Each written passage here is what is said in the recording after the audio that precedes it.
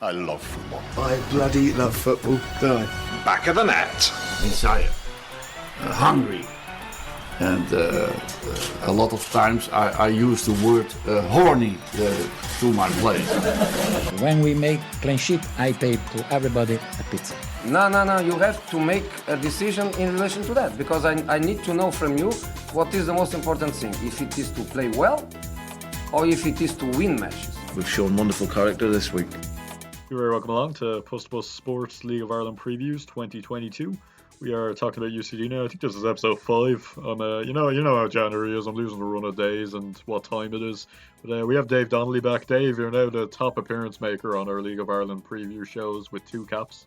Yeah, I'm very happy to be the top appearance maker. That's the new top of your CV now. Forget chief sport editor of Dublin Live and regular ExtraTime.com. We're talking about UCD then. Are they, they're favourites to get relegated. Most people have said they're going down. What kind of hope would you have for them to make a good challenge of staying in the league? Well, I suppose they have a free hit. They, regardless of, I think people maybe expected the likes of Liam Kerrigan and Colin Whelan maybe to leave during the break, but they haven't. And they brought in Alex Dunn from Rovers, Dylan Duffy from Rovers, Tommy Lonergan from Pats. So they have strengthened. I think it'll be difficult for them because I don't think they have an awful lot coming through compared to what they would have had 3 or 4 years ago. They don't have the reinforcements that they would have had under Collie O'Neill. But it'd be a difficult year for them. But I think it might just be a learning year for them. I don't think they particularly expected to come up. They probably would have been expecting to play in the first division this year. So it's a free hit, and look, it's going to be a learning year, and there's going to be, as we've seen across, countless years of UCD, players come up, they play against better opposition, Premier Division clubs, and they get picked off by bigger clubs, and they advance their careers. And I think that's probably what's going to happen next year again. Yeah, it seems like you said there, free hit is the word, because looking back on last season, getting promoted was, I think, kind of surprised everyone. I think people were looking at other teams, but UCD weren't many people's favourites to go up. So do you think that has to be a win in itself, that they're in the Premier Division this season and that they get big game experience? I think even going into that playoff game against Waterford and conceding the goal within a couple of minutes, the manner that they played that game in, the way that they came back in that game, the way they really dominated a full-time professional team, I think that bodes well for them. I think they've an awful lot of really, really talented players there. I mentioned them before, Collie Whelan and Liam Kerrigan. But even looking further back the pitch, Lorcan Healy in goal, they have an awful lot of very talented players, as they always do, because that's what the UCD do. But I just think it'll be a hard season for them this coming year.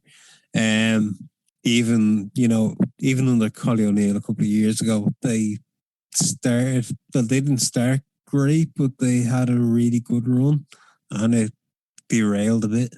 And I just think the thing with UCD is, when exams come around, players have other things that they need to concentrate on. It can become difficult. But I think the main thing for UCD next year, and I think Andy Myler probably knows it quite well himself, it's all about learning. They might go down, but they probably will go down. But it's all about just developing those players and giving them a platform for maybe 2 or 3 years' time to really kick on at that point. In terms of the players, who do we think is going to stand out for UCD? Well, obviously, Collie Whelan will. He's the main man there. I don't know what he's going to do. I think he's finished college in. I might be wrong on this. I think he's finished college in the summer. I think Liam Kerrigan is also finished in the summer. I might be wrong on that, so I'm not going to be quoted on it. But the two of them, they are the main ones. Or the 21 internationals. Whelan in particular is just an out and out goal scorer, and he will do brilliantly wherever he is. Kerrigan is more of a creator, and the two of them, though, in tandem, they can do for any team. And I do think certainly in the first half of the season, I think a couple of big teams might be undone by them. But they'd be the two I'd look out for. Looking at UCD, it's usually quite an attacking style. I mean, it's usually quite kind of just go for it every game. Are we expecting any changes in that? It's probably going to be similar kind of thing to what we've seen over the past few seasons. No, UCD, the ideology of the club is to attack, to play a certain way. That's not going to change, no matter who is, no matter what players are there, or no matter what manager is there. That's the way they do it. Finally, to wrap up, looking elsewhere, who do you think is getting promoted from the first division? Waterford will, I'm fairly sure, win the first division. And in terms of the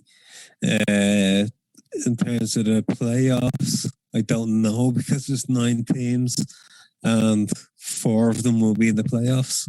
I would, at the moment, I'd lean towards Longford, just because I think that they've gotten Gary Cronin's in there, and they'll have they've done a bit of work in terms of getting players in. They will be the ones I favour, but I don't see past Waterford for winning the league. And just as well, you want to mention you're doing kind of a focus on Jack Charlton era. So it's Irish Football Chronicles. Yeah. We've started a new podcast series focused on the Jack Charlton era. So we'll have one podcast hopefully every week at one point, but every 2 weeks at the moment. That's basically just every single game all the way through. We've done 2 so far. So we've done Jack's first game, which was the friendly against Wales in 1986, and the second one was against Uruguay in a month later. So so we've just started that. We did a series on ExtraTime a couple of years ago. Myself, Turlock Kelly, and Declan Maron, who has sadly gone off to the England, so we don't speak to him anymore. But we did a podcast series on World Cup 1990.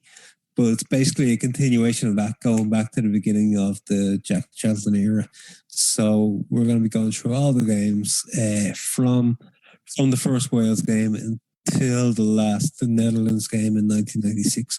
So 10 years. So it'll probably take us a few years to get through, but it'll be exciting, I hope. Yeah, next time we have you on, you'll probably still be doing it. You can let us know where we can get all your stuff on ExtraTime and on Dublin Live. Yeah, so dublinlive.ie and extratime.com. It's not hard to remember. So anytime you want to find out the best football information or the best sports information, just log on. Dave, thanks very much, and keep on working away in this Dublin sport. Yeah, thanks, Ailey. At PostToPost.Sport on Instagram and Twitter.